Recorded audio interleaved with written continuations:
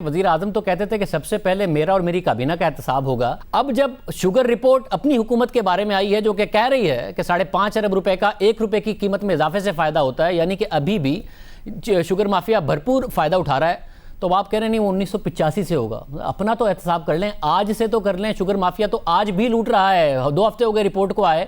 अगर वो 110 अरब रुपए साल में कमाते हैं, आपकी हुकूमत से कमा गए, यानी कि इन 2 हफ्तों में भी 1.5 अरब रुपए कमा गए, वो एक्स्ट्रा कमा गए, अवाम की जेब से निकाल गए। आप 1985 का लारा दे रहे हैं। देखें, आप बिल्कुल ठीक कह रहे हैं, ये कीमतें कम होनी चाहिए थी। इमरान खान ने तो 40-50 रुपए पेट्रोल का खत कम किया, और अब हफीज शेख को आज कैबिनेट में उन्होंने कमेटी बनाई है। पहले प्राइम मिनिस्टर हेड करते थे। बड़े दिनों से लगे हुए हैं इसके कानूनी मराहल पर, बड़े दिनों से लगे हुए हैं इसके मामलात पर कि देखें, इन लोगों को पकड़ना, कोई बिजनेसमैन पॉलिटिशियन को पकड़ना कोई आसान काम नहीं होता। केस बनाना आसान काम नहीं होता। इनको पता था कि आज मेरे घर में रेड होना है। शहबाज शरीफ साहब को पता था कि आज मेरे घर में रेड होना है, इसलिए सुबह ही घर से निकल गए।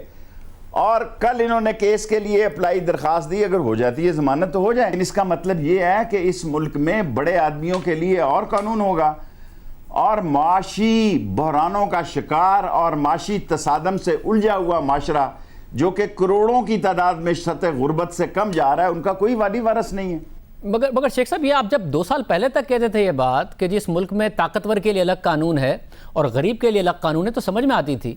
अब अपोजिशन से तो मवाजना नहीं कर सकते, वो तो सारे जेलों में जाके वापस आए हैं। अब तो आप लोगों से मवाजना हो सकता है कि इस मुल्क में गरीब आदमी के लिए अलग कानून है, खुसरो बख्तियार के लिए अलग कानून है। नैब मुल्तान से नैब लाहौर में उनकी शिफ्ट हो जाती है इन्वेस्टिगेशन, और क्या हुआ नहीं पता चल रहा, उनकी टीटी को क्या हुआ नहीं पता चल रहा, कहाँ मामला आगे बढ़े नहीं पता चल रहा।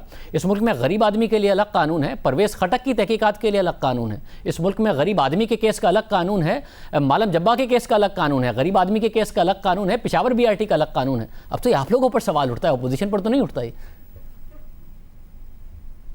मेरे लिए ये बात करना किसी खतरे से खाली नहीं है, लेकिन मैंने आज कैबिनेट में ये बात की है कि जिनका कन्फ्लिक्ट ऑफ इंटरेस्ट है उनको नहीं बैठे रहना चाहिए। अगर मेरी ज़ात की वजह से इमरान खान की ज़ात पे फ़र्क आता है, तो अगर मैं उसका हकीकी दोस्त और साथी हूं, अगर मुझे इस हुक्मरानी से और इस हुकूमत से हमदर्दी है, और मैं अगर मेरी वजह से मेरा कन्फ्लिक्ट ऑफ इंटरेस्ट आता है, मुझे स्टेप डाउन होना चाहिए। ये मैंने कैबिनेट में आज कहा है, ये बात मुझे कहनी नहीं चाहिए। आप मुझसे उगलवा लेते हैं, बाद में मुझे जवाब देने पड़ते हैं।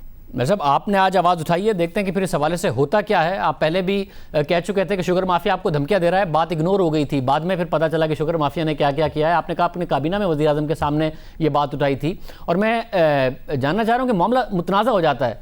कल अदालत में शहबाज शरीफ की ज़मानत क़ब्ल अज़ गिरफ्तारी की समाअत होनी है। अगर अदालत वो मुस्तरद कर देती तो नैब को गिरफ्तारी मिल जाती। जब उन्होंने किया हुआ है अदालत में अप्लाई, नैब को इतनी जल्दी कि वो छापे मार रहे हैं शहबाज शरीफ के घर पर, अब उन्होंने कहीं भाग नहीं जाना, रुकने कौमी असम्बली हैं वो, नैब इंतज़ार कर सकता था। ये 2 दफ़ा पहले भी जो 2 केसेस हैं उसमें भी कुछ नहीं साबित कर सके। आपके ख्याल में एक मुतनाज़ नहीं बना दिया सारे के सारे मामले को फिर गिरफ्तारी की ख्वाहिश की वजह से?